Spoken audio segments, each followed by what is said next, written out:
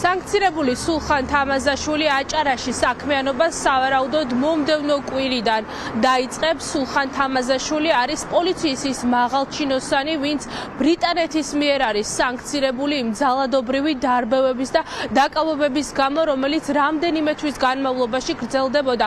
რუსთაველის გამზირზე პოლიციის მაღალჩინოსანი გუშინ დააწინაურეს და თორნიკე რიჟვაძის მიერ გაკეთებული ერთი სოციალურ ქსელში დაწერილი პოსტის შემდეგ არალეგიტიმურმა პრეზიდენტმა და პრემიერმა სულხან თამაზაშვილი უკვე აჭარის მთავრობის თავმჯდომარედ წარადგინა და მოსახლეობას უთხრა, რომ სწორედ სულხან თამაზაშვილი გააგრძელებს ახლა აჭარაში საქმიანობას. ეს არის პოლიციის ის მაღალჩინოსანი, რომელიც არაერთგზის არის უკვე დასანქცირებული. ეს ცვლილებები კი ახლა ოპოზიციისთვის ნიშნავს იმას, რომ ქართული ოცნება ამ ფასადური ცვლილებებით ცდილობს საზოგადოებას თავი მოაჩვენოს, რომ მათი გუნდი არის ძლიერი. ეს ცვლილებები კი ემსახურება მხოლოდ და მხოლოდ იმას თითქოს, რომ ეს გუნდი ყოველდღიურად ძლიერდება. რაც შეეხება ადგილობრივი ოპოზიციის განმარტებას, ამბობენ, რომ ადგილზე ბათუმში მაგალითად არავინ იცის, ვინ არის სულხან თამაზაშვილი და არავის აქვს მოლოდინი, რომ რაიმე ცვლილებებს გაატარებს სულხან თამაზაშვილი აჭარაში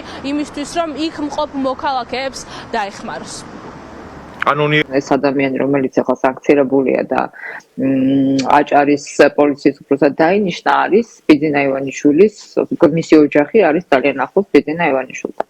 ეს ნიშნავს, შეიძლება ივანიშვილისთვის უფრო მეტი სიმშვიდის გარანტიებს, მაგრამ ყოველ შემთხვევაში მას ძალიან კარგად ესმის, რომ ეს სიმშვიდის გარანტიები მას არ ექნება. სანქცირებული პოლიციის უფროსის დანიშვნა და დაწინაურება არის რეჟიმის კიდევ ერთი დამოკიდებულება ზოგადად თუ როგორ უყურებს ის ჩვენ საერთაშორისო პარტნიორების სანქციებს და ფიქრობს, რომ აი მე დავაწინაურე, თქვა ძვალი გადაუგდე სანქცირებულ პოლიციელებს და ნახეთ ახლა ისინი მაინც ლოიალურები იქნებიან, მაგრამ ერწყმეთ, რომ ძალიან დიდი უკმაყოფილებაა თვითონ ამ ადამიანებშიც, იმიტომ რომ მათ შემთხვევაში გაყინული აქვს სახელმწიფო ბარათები, მათ არ იციან როგორ იქნება მათი მომავალი.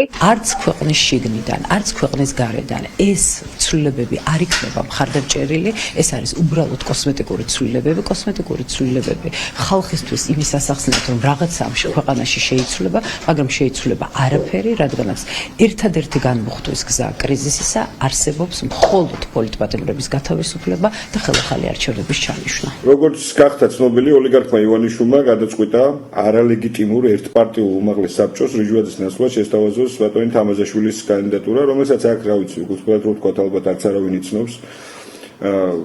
პოლიტიკური ესე ვთქვათ, გამოცდილებით მით უმეტეს ბათუმსა და აჭარაში.